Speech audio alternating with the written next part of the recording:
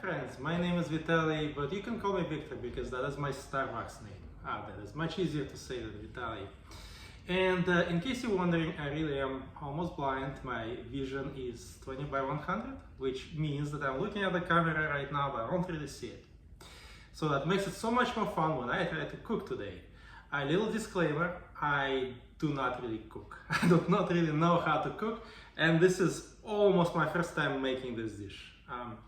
So it would be a simple dish to begin with. I will be making a vegetarian dish with some potatoes and a big onion and some mushrooms. I'm going to take this big cutting board, a very sharp knife, very sharp knife, which I hope I will not cut my fingers with, but if I do, you guys will be front row to see it. And then I'm going to chop it all up. Of course, I'm going to peel it. I'm going to chop it up. I'm going to put it in a big frying pan and sizzle it and to make a nice meal for me, for myself, and for my family. Well, I'm going to start by peeling some potatoes. I got 3 potatoes that I washed previously, and I'm going to use a peeler to peel them. I could, of course, use a sharp knife, but it is for sure a way to cut off my hands. So I'm not going to do that.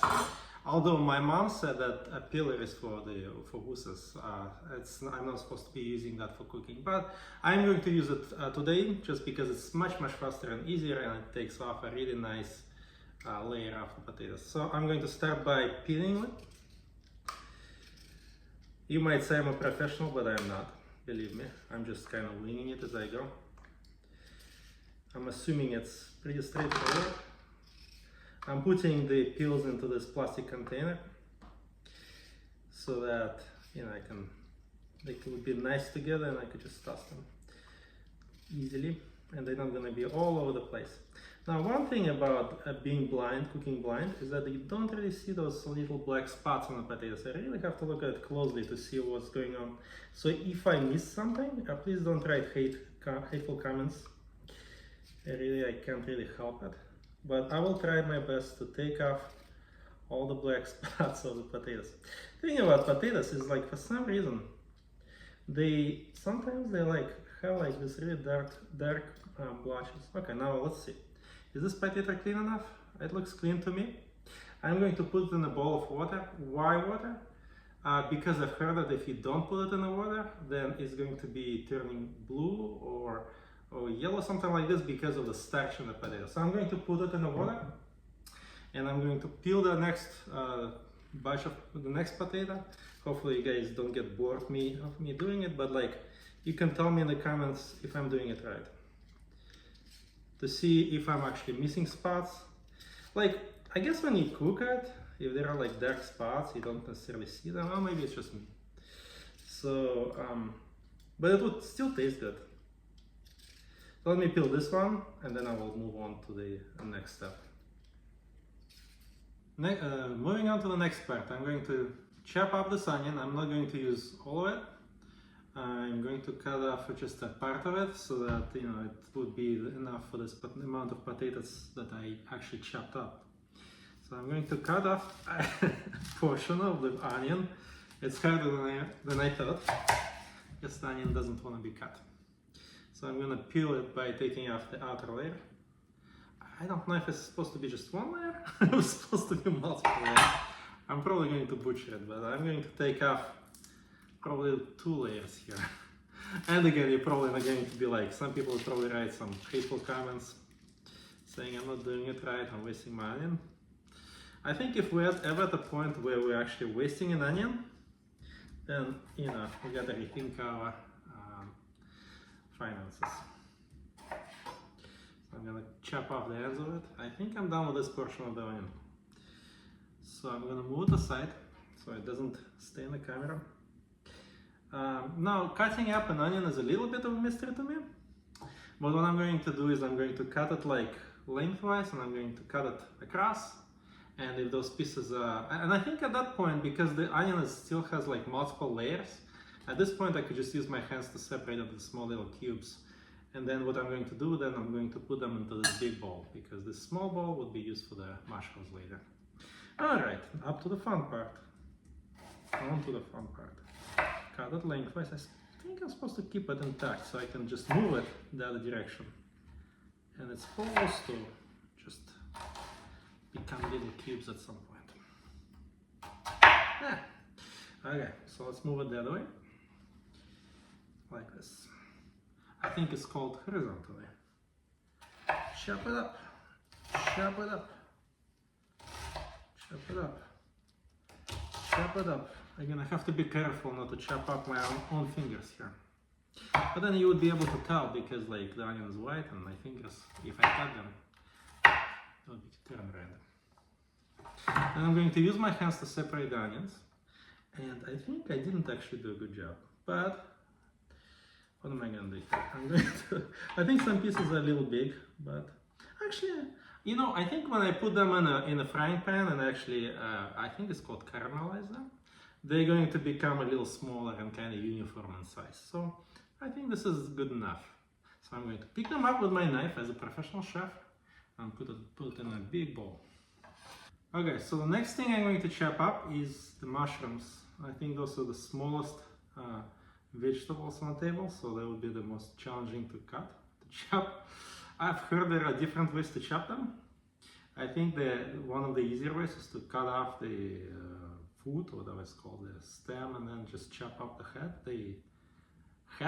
of the mushroom. But I think professionally is supposed to chop it like that, lengthwise. So I'm gonna try that and see how far I'm gonna get,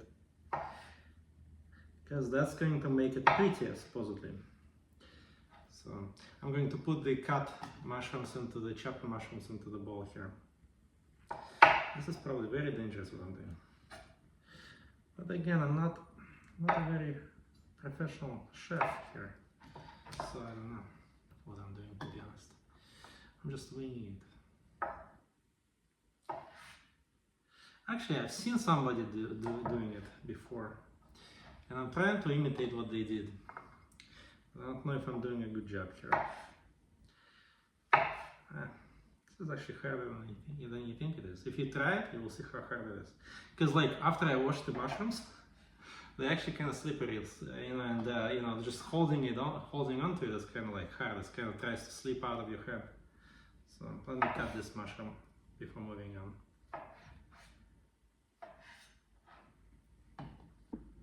Now there is one more step before I actually move on to the frying pan, and that is to dry up my potatoes. I previously poured the water out, but the potatoes are still wet. What I'm going to do is I'm going to pull out a long piece of paper towel, and I'm going to wrap the potatoes in it and dry them up as much as I can.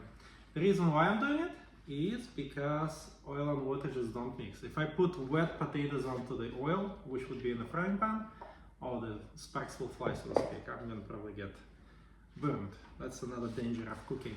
One is to actually get your fingers cut, and the other one is actually to get hot oil on yourself. Yes. Now onto the fun part. I'm going to fry those things up.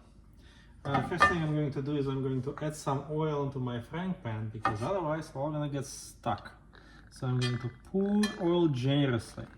I know some people are skimpy with their oil because they say, oh, the potatoes are going to be fatty and oily, but I kind of like it this way. So I'm going to put some thin layer of oil onto the frying pan, and I'm actually going to turn it on to the high heat, the highest I can muster. Why? Because those potatoes are going to need to be cooked on a high heat. Okay, now that the frying pan is hot, and it shouldn't really take that much time because I put it on a high heat, and the first thing I'm going to put in it is the actual potatoes, because they cook the longest. So I kind of want to do it away from myself. Oh, the sizzle. That means that the frying pan is actually the right temperature for it.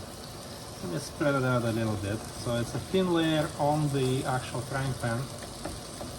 I'm going to let them sizzle for a little bit. They're supposed to have like a little crust. Okay, now I think my potatoes are thoroughly crusted on the bottom. Maybe not, but I'm going to mix them up a little bit. And with my spatula, I'm probably going to leave them on for a little bit longer so that they really get crusted on the bottom on a high heat. Alright, so now that my potatoes have sizzled for a little bit, I kind of warmed up, I'm going to put the other ingredients in. I'm going to put the onions and the mushrooms and also some seasoning in, and then I'm going to mix it up, and then I'm going to let it sizzle for a little bit longer, just so that it cooks well. But let me put the other ingredients in. I'm gonna be careful with this thing because the skillet is hot. I'm still cooking it on high heat. So if I put some onions and mushrooms which have a lot of water in them into the hot skillet, they might actually start popping oil, spraying oil. So I'm going to be careful with that, like that.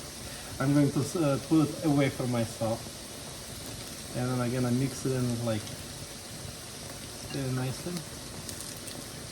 And I'm going to put some seasoning on top of it. Okay, let me just mix it up a little bit.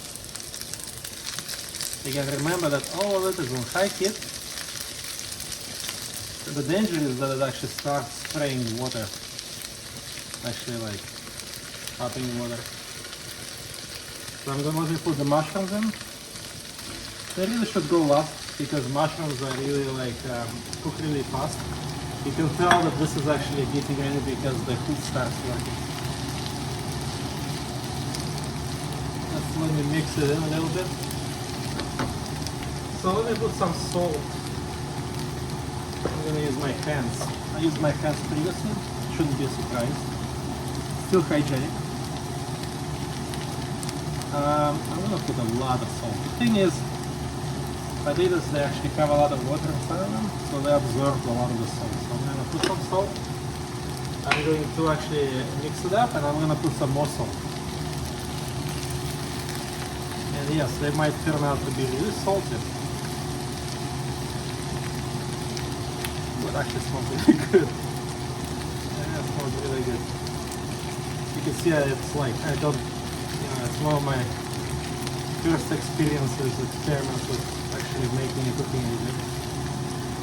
I don't cook a lot. I put a little bit more salt in it, actually. At the risk of making it too salty, but. And actually I have some oregano, rosemary, or something like that. And it smells, it smells like, I'm not sure, rosemary, I think. Oh, I don't know, do it. I mean, I think I'm supposed to like kind of like do this kind of thing, like where I like pull, yeah, this is rosemary. Pull like little needles and like, I don't want to put too much of it though. And I probably should lower the heat at some point. I get a branch of rosemary and put some needles onto my potatoes. Probably not doing it right. But, again, don't blame me, don't judge me too harsh. Actually, this is literally my first time making this dish. I did some fried potatoes a long while back, but they were not that good. They didn't come out good. Or they were not that elaborate either. They didn't have onions. Let me lower the heat a little bit. Not burn myself. Alright, so I fried those potatoes. I think they're ready. I didn't actually taste them on the frying pan when they were cooking, which a good chef always does. But they look ready. So I'm gonna put them into this bowl here, and I'm gonna try them there. And I hope they actually come out good. They definitely smell good. They smell like rosemary, which smells very nice. I like that smell. Let me carefully put it into the bowl, and I don't want to get it all over myself because they're still very hot. And it's not that kind of a video. So let me just pour the potatoes into the bowl. I got all of them. Nice. Actually, all fit. I'm gonna put this frying pan to the side, and I'm going to just give it a taste. If it tastes good, I will tell you guys. And then you should give me a like and subscribe to my channel, even though it's just one video for now. But I'm planning to make more. I'm gonna keep cooking, whether or not people like it. It's just fun for me. This is a hobby, and at this point, and I really enjoy doing this, and I'm actually going to take this meal tomorrow to work as a lunch. So let me give it a taste. And I hope it looks good. I hope it actually tastes good. It's actually really delicious. Just the perfect amounts of salt. I want to mention, sorry, let me finish eating. I want to say this is actually a very simple dish to make. Sure, it took a few steps when chopping it up and stuff, but relative to other dishes, I think it's actually pretty simple. Next time though, I'm going to try something more involved. Again, in your comments, put a comment saying what you would like me to actually try making. I was thinking to actually make like a chicken soup, something which would require butchering a chicken with my fancy chef's knife. But anyway, let me know. Thanks for watching this video, and I'll see you next time.